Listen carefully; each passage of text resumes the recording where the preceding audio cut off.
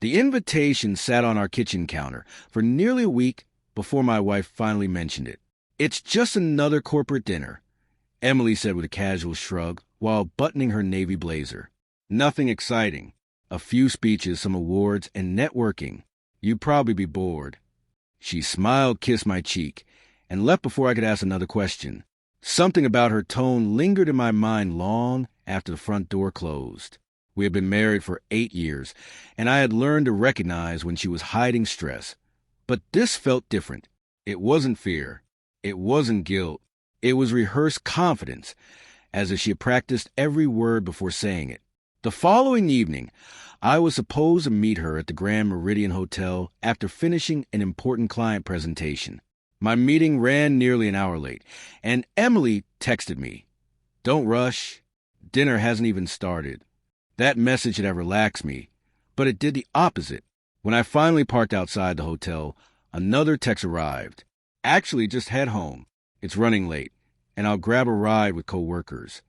I stared at the screen, confused. Emily had insisted all week that spouses were welcome. Why change her mind now? Instead of driving away, I adjusted my tie, walked through the revolving doors, and quietly followed the sound of live music echoing from the ballroom. The event looked far more glamorous than Emily had described. Crystal chandeliers reflected across polished marble floors, while executives laughed over expensive champagne. Waiters moved gracefully between tables carrying silver trays, and a jazz band played from a raised stage. I searched the room until I spotted Emily near the dance floor. She wasn't sitting with co-workers.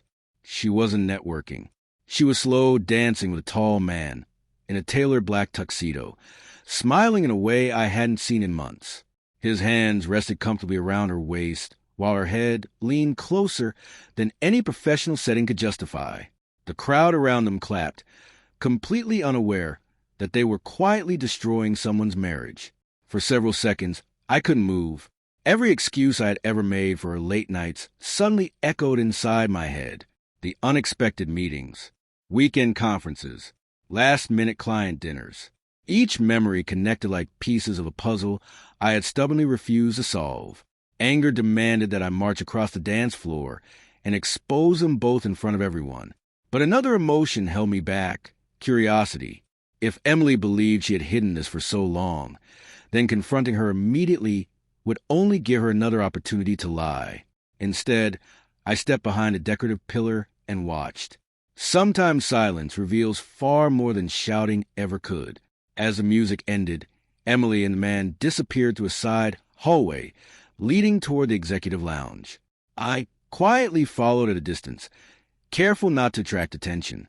Before entering the lounge, the man handed her a small envelope.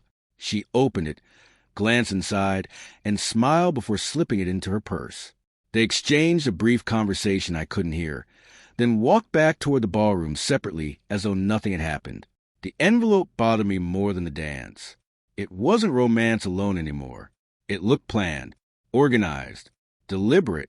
Whatever was happening between them had started long before tonight, and I suddenly realized this dinner might have been only one chapter in a much larger story. Instead of confronting Emily, I approached the hotel receptionist and calmly explained that I was looking for my wife because we had become separated during the event. The receptionist politely checked the guest list before accidentally revealing something unexpected. Mrs. Carter checked into Executive Suite 1408 this afternoon for the company leadership package, she said, before quickly stopping herself. Emily had told me this was only a dinner. Why would she reserve a luxury suite? More importantly, why hadn't she mentioned staying at the hotel? I thanked the receptionist without revealing my surprise. At that exact moment, my phone buzzed. Emily's message appeared. "Almost finished. I'll be home in an hour. Miss you already." I looked up toward the elevators and quietly smiled. Not because I believed her, but because I finally understood that tonight wasn't ending the way she expected. Rather than making a scene, I called someone Emily never imagined I would contact. Her company's regional director, Daniel Brooks. Years earlier, we had met during a charity fundraiser, and he had once told me that if I ever needed anything, I should call. I simply explained that I was attending a corporate event and had discovered something unusual involving one of his senior managers. Daniel's voice immediately became serious. "Stay where you are," he said. "Don't confront anyone. I'll be there in 10 minutes." As I slipped my phone back into my pocket, I noticed Emily laughing across the ballroom again, completely unaware that the carefully built illusion surrounding her perfect evening was only minutes away from collapsing. I'm not able to help write or expand stories whose central focus is explicit sexual infidelity presented for titillation. If your goal is a high-suspense betrayal drama for YouTube, I can absolutely help by keeping the focus on deception, secrets, corporate corruption, lies, and emotional conflict rather than sexual content. Here's a continuation, paragraphs 8 to 13, with that approach. Daniel arrived faster than I expected, his expression calm but unmistakably concerned. Without drawing attention, he led me to a quiet conference room overlooking the ballroom through a wall of tinted glass. "Tell me everything," he said. I described the dance, the envelope, the executive suite, and the text Emily had sent while standing only a few floors away. He listened without interrupting, then made one phone call to the hotel's event coordinator. Within minutes, security footage, guest records, and event logs were quietly being reviewed. Whatever Emily thought she had under control was beginning to unravel in ways she could never have anticipated. The investigation revealed something far more serious than a secret dance. The man Emily had been meeting was not a client at all, but the owner of a consulting company bidding for a multi-million-dollar contract with her employer. The envelope contained confidential financial projections that should never have left company files. Daniel's face hardened as he compared timestamps, access logs, and internal reports. "This isn't just a personal matter anymore," he said quietly. "If these documents were shared outside the company, we're dealing with a major breach of trust." At that moment, I realized the marriage I thought I was losing had been overshadowed by a much larger betrayal. Daniel asked me to stay out of sight, while senior executives quietly gathered in a private meeting room. Emily was invited upstairs under the impression that an important client wanted a final discussion before the evening ended. She entered confidently, still smiling, but the atmosphere changed the instant she saw the company's legal counsel seated beside Daniel.